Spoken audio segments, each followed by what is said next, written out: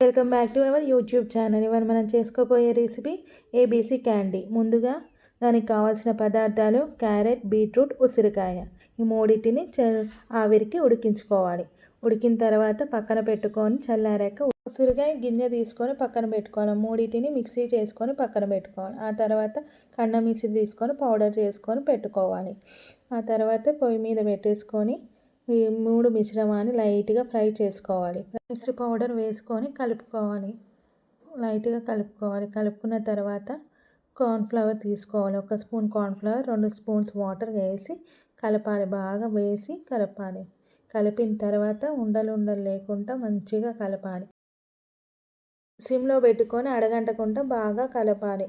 బాగా కలిపిన తర్వాత ప్లేట్ తీసుకొని దానికి నెయ్యి రుద్దుకొని పెట్టుకోవాలి. నెయ్యి రాసిన ప్లేట్లోకి మిశ్రమాన్ని వేసుకోవాలి. వేసిన తర్వాత 1 గంట 2 గంటలు చల్లారనివ్వాలి. చల్లారాక చాకుకి నెయ్యి రుద్ది చిన్న ముక్కలుగా కోసి పెట్టుకొని రోజు ఒక ముక్క తినేసారు. మన ఏబీసీ క్యాండీ రెడీ మన ఫేస్ గ్లో కోసం.